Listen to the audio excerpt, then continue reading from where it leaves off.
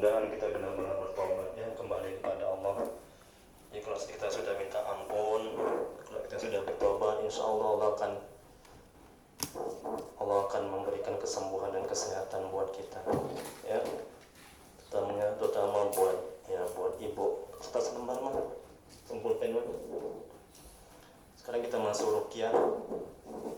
Nah, sebelumnya saya mau diagnosa dulu penyakit ibu agar gampang saya meruqyahnya. Jadi 20 ciri-ciri yang butuh diruqyah. Jadi ibu nanti berapa yang kena ya dari 20 ini, ya, hitung pakai tangannya. Yang pertama, malas beribadah dan taat kepada Allah. Apa yang kena sama ibu? Sholat 5 waktu ya. Cari ilmu agama jarang ya. Nah, ini termasuk. Nah, berarti kena satu ya. Jadi ketaatan seperti cari ilmu agama, kemudian banyak zikir, banyak baca Quran, ya, tidak hanya sholat ya. Itu termasuk ya. Termasuk malas beribadah dan taat kepada Allah. Satu kena ya. Yang kedua, sering merasa pusing-pusing, sebagian atau keseluruhan, leher terasa berat atau kaku ya. Ya, 2. Yang ketiga, dada terasa sesak atau panas. 3. Yang keempat, sakit pada perut dan ulu hati. 4. Yang kelima, gangguan sekitar rahim, prostat dan ginjal. Tidak. Yang kelima, gangguan sekitar rahim. Tidak. Yang keenam, sakit yang sangat pada jam-jam tertentu. Pada jam berapa itu biasa? Saya maghrib ya sering. Di mana itu tempatnya? Di kepala ya. Di kepala ya. Situ ya. Di leher ya. Kepala. Ada berapa itu yang kena ibu? 6. Jadi satu aja yang kena itu perlu diruqyah. Berarti ada gangguan jin. Ya. Dan juga setan yang masuk juga mengganggu. Kemudian yang berikutnya, sakit yang tiba-tiba datang tiba-tiba hilang. Betul. Berikutnya, mudah marah atau tersinggung. Ya. Udah berapa? 8. Ini kayaknya ibu 20 nih sama ibu ini kayaknya. Hampir 20 nih, banyak nih ya. Yang berikutnya yang 9, sering bingung dan sulit berkonsentrasi. Ya. Yang ke-10, mendapat kesulitan dalam hidup dan penghidupan. Benar. Contohnya misalnya terhalang rezeki, atau apa namanya, atau banyak yang nggak suka, banyak yang memfitnah. Nah, itu termasuk ya. Nah, ada berapa itu? 10. Yang ke-11, sering resah, gelisah, sering takut, sering minder. 12. 11 ya. Yang 12, sulit tidur. Sulit tidur ya. Jam berapa biasa tidur? Astagfirullahaladzim, ya Allah. Itu gangguan itu ya. Sudah tidur. Yang ke-13, sering berprasangka buruk dan merasa was-was. Ya kan. Yang ke-14, merasa ada bisikan. Ada di sebelah kiri, kuping kiri atau kuping kanan? Enggak ada. Di hati. Iya kan, betul kan. Terutama bisikan-bisikan buruk itu kan di hati kan. Ya, udah berapa? Kena 13. Yang 15, bisa melihat suatu makhluk gaib. Enggak. 16, merasa ada yang mengikuti atau mengawasi. Enggak. Yang ke-17, sering lupa jumlah rakaat sholat. Ya. Yang ke-18, rasa berat mengantuk setiap berzikir, beribadah. Ya. Yang ke-19, sering bermimpi buruk. Ya. Yang ke-20, merasa tidak nyaman di rumah. Berapa yang kena? 19 kayaknya. Nah, berarti hampir 20. Penyakit ibu ini berat kali ini. Ya, jinnya udah kuat kali, masuk juga setan ke dalam tubuh. Nah, sekarang ciri-ciri orang yang disantet. Mana tahu ada yang nggak suka sama ibu? Bukan lagi mana tahu, emang ada yang nggak suka sama ibu. Ya, mana tahu ibu disantet pula. Saya menjelaskan ciri-ciri orang yang disantet. Kita dulu ya.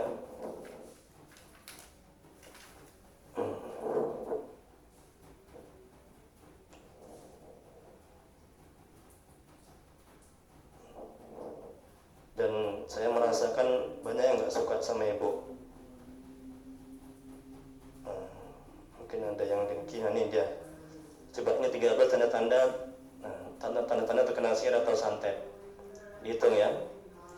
Susah tidur malam, berlangsung berhari-hari. 1. 2. Merasa sakit di bagian dada setelah asar atau maghrib. 2. Ini satu aja terdapat, berarti kena santet. Nah, ini udah 2 ini. Yang ketiga sakit pinggang tanpa sebab. Oh, betul ya? Sebelah mana, kiri atau kanan? Sebelah kiri. Yang keempat, suami istri sering bertengkar meskipun masalah kecil. Jarang bertengkar. Berikutnya, merasa malas beribadah dan ketaatan lainnya. Iya, tapi ibadah yang lain kan malas ya. Udah berapa itu? 4. 6. Merasa gelisah dan kepanasan saat mendengar ayat Quran.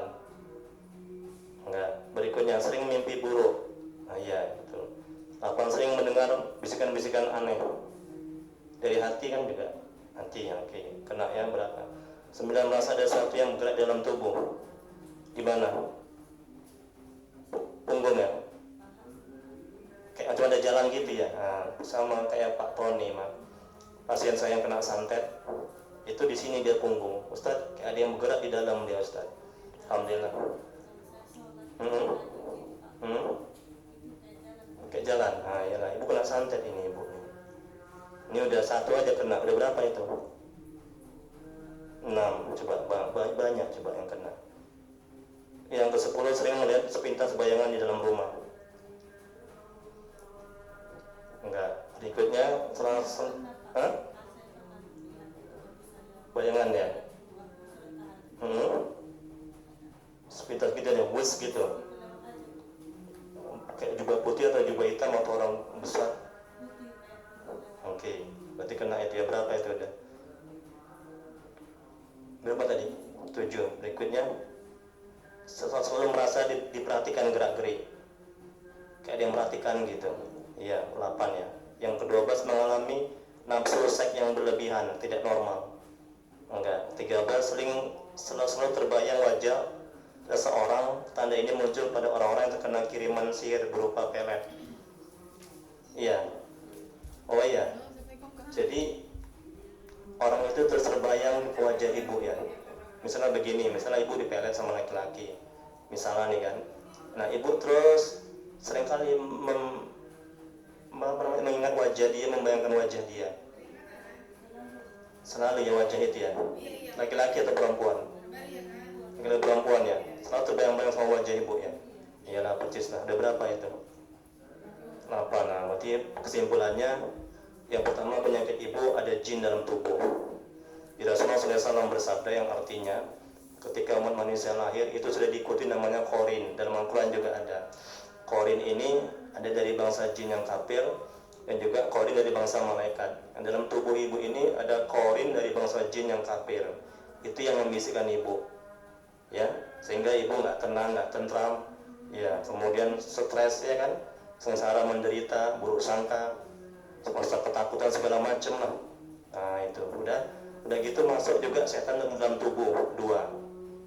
Korin dari jenis jin kafir sama setan. Udah. Yang ketiga, ibu disantet sama orang. Ya, disantet sama orang. Ini bukan kata saya, ini kata ulama. Nah, itu kesimpulannya. Ya udah gampang ya cara mengobatinya. Oke. Sekarang sudah mau maghrib, tanggung. Jadi kita maghrib dulu. Ya, apa ya? Oke. Tadi sebelum kemari ibu gelisah apa segala macam. Coba jujur. Sekarang udah sholat, kemudian sudah dikasih tadi muhasabah. Apa yang ibu rasakan hatinya sekarang? Jujur. Ketenangan, masya Allah. Siapa yang buat itu? Allah. Ya, minta sama Allah. Ya, jangan minta kepada makhluk. Allah sumber ketenangan. Allah sumber kedamaian. Dia yang kasih masalah, kita minta sama dia, masalahnya diangkat. Udah? Nah, terus apalagi yang sudah banyak berubah? Tadi sebelum kemari kan ibu banyak sakitnya. Nah, sekarang setelah di muhasabah, kemudian mendengarkan nasihat saya, mendengarkan ini, apalagi yang banyak berubah? Tentang ketenangan apalagi perubahannya? Ini kita belum ruqyah ya. Nah, Inti kita merugi apa lagi? Dada itu plong, ringan ya. Muasabah. Iya, itu reaksi. Nanti mungkin boleh jadi mungkin muntah nanti. Jadi ada apa? Keluaran penyakit itu bisa dari muntah. Ya, kayak pasien saya dia muntah air, ada muntah darah juga. Nah, kemudian juga ada bisa keluar penyakit itu dari keringat dan juga dari BAB, beol, juga bisa dari air seni. Nah, jadi macam-macam keluar penyakit itu, keluar jin itu. Nah, ini penyakit ibu ini bisa dibilang udah berat sekali. Nah, bayangkan 20 tadi kan, 20 ciri-ciri orang di ruqyah, ibu 19 yang kena sama ibu. Kemudian 13 orang yang ciri-ciri orang disantet 13, ibu kena berapa? 10, coba bayangkan itu. Nah, itu. Tapi nggak ada penyakit yang tidak bisa diobati. Nah, semuanya insya Allah atas izin Allah, Allah akan berikan kesembuhan. Ada yang mau ditanyakan? Coba. Ibu Sari apa binti apa nih? Lengkap yang namanya. Nanti di rumah juga saya ruqyah juga terus supaya makin sehat ya. Saya bantu ruqyah dari jarak jauh. Terus namanya ruqyah dari jarak jauh. Alhamdulillah pasien saya sembuh. Ibu ruqyah dari jarak jauh.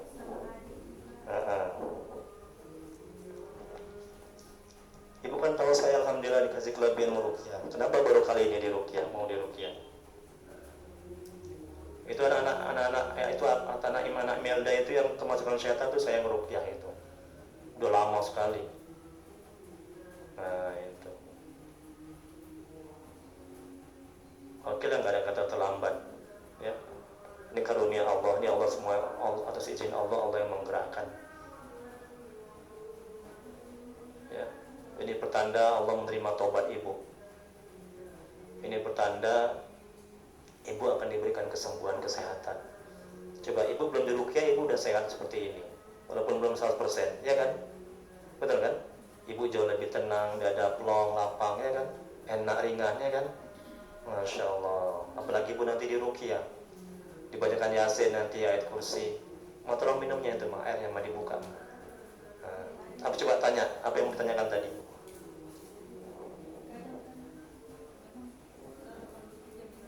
Iya.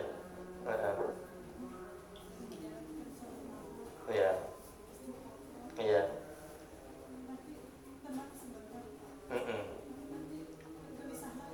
Iya, karena belum keluar jin setannya di dalam tubuh ibu.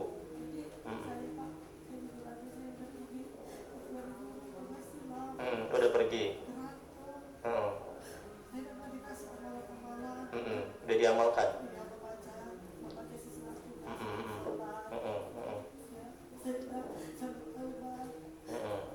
Di sana nggak diruqyah? Oh enggak, hanya diberi amalan-amalan aja. Air aja.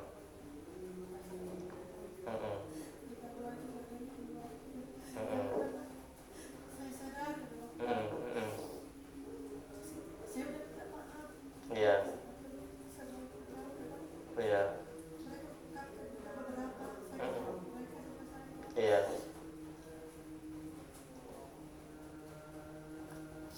Iya. Iya. Iya. Iya.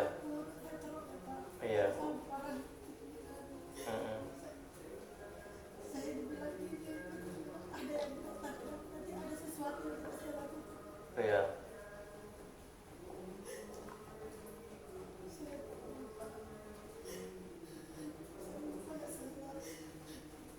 Iya.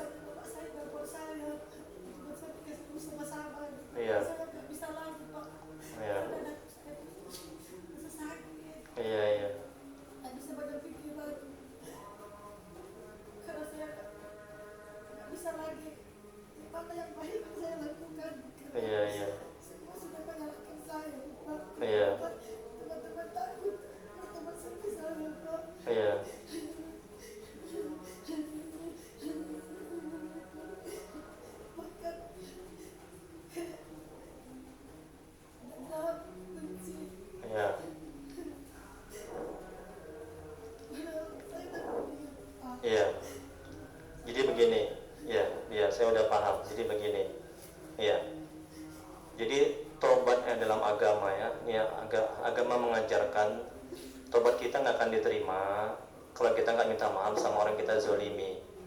Udah, nah itu makanya minta maaf sama Allah itu gampang, tapi sama makhluk ini yang susah. Itu yang pertama. Udah, nah, jadi syarat tobat itu yang pertama kita menyesali, yang kedua tidak mengulangi lagi, yang ketiga kalau ada orang kita zolimi kita minta maaf. Itu syaratnya. Nah, udah. Nah sekarang ibu sudah minta maaf sama Allah, sudah bertobat, mohon ampun, tidak mengulangi lagi. Sama makhluk ibu sudah minta maaf, ya sudah. Udah. Nah, jadi bukan urusan ibu mereka memaafkan atau tidak, itu urusan Allah. Yang penting tugas ibu itu minta maaf, itu aja. Nah, setelah ibu minta maaf, mereka masih benci, masih dendam, itu urusan mereka kepada Allah. Jangan ibu pusingkan. Allah marah, Allah murka. Nggak akan diterima taubat ibu kalau ibu terus mikirkan orang yang tidak mau menerima pemaafan ibu. Itu urusan dia, bukan urusan kita lagi. Tugas kita minta maaf. Dan ingat ya, kita nggak bisa memberikan hidayah, kita nggak bisa membalikkan hati orang supaya mau mereka memaafkan kita, nggak bisa. Maksudnya kita yang orang biasa, Nabi sekalipun juga, Nabi sudah minta maaf, tapi mereka nggak mau memaafkan. Itu Nabi. Nah kita yang banyak maksiat begini. Nah ya, jadi intinya ibu jangan pusing-pusing mikiri orang yang tidak mau memaafkan ibu. Itu bukan tugas ibu. Dan kemudian berikutnya, nah ibu kan sudah bertobat, ya kan? Nah kalau sudah bertobat itu jangan lagi dilakukan perbuatan-perbuatan buruk lagi. Nah yang penting ibu jangan aja tugas ibu di kantor.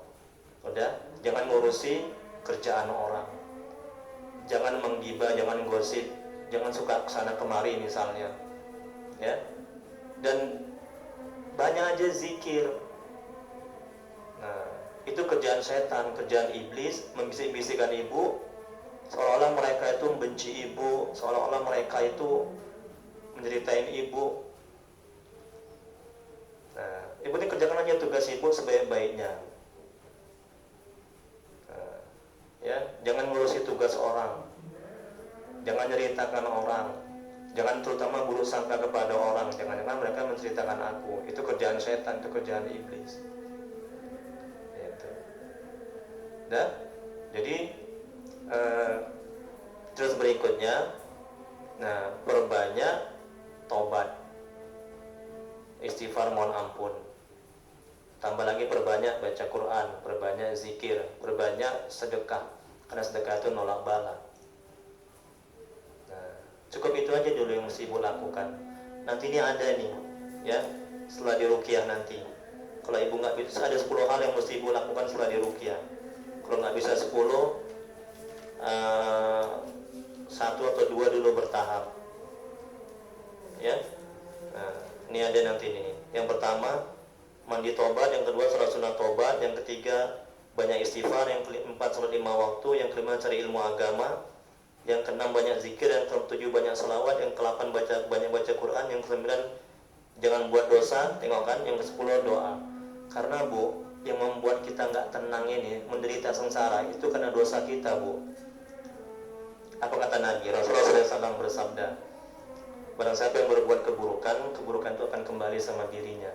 Dan barang siapa yang berbuat kebaikan, kebaikan akan kembali sama dirinya. Jadi kalau kita buat dosa, nyakiti orang, itu akan kembali sama kita. Kita yang kena, kita yang sakit, kita yang stres. Makanya jangan buat dosa, jangan nyakiti orang.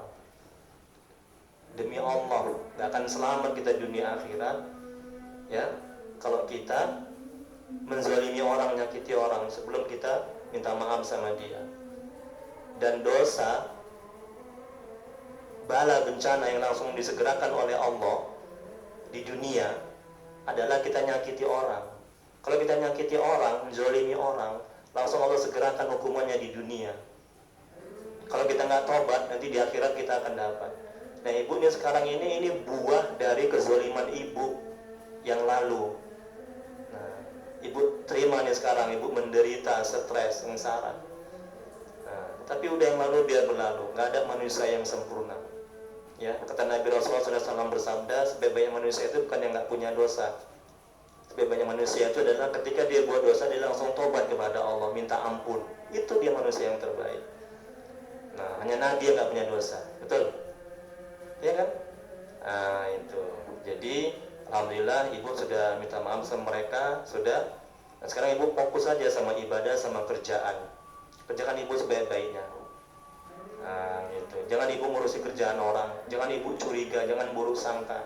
Setiap ada lintasan buruk sangka, istighfar, astagfirullahaladzim, itu setan. Nah, setiap ada ibu pikiran-pikiran yang buruk, oh ini jangan-jangan dia mau menceritakan aku nih, istighfar, astagfirullahaladzim, itu setan. Nah, jadi banyak aja istighfar, mohon ampun, banyak zikir, insya Allah. Nah, ya, badai pasti berlalu.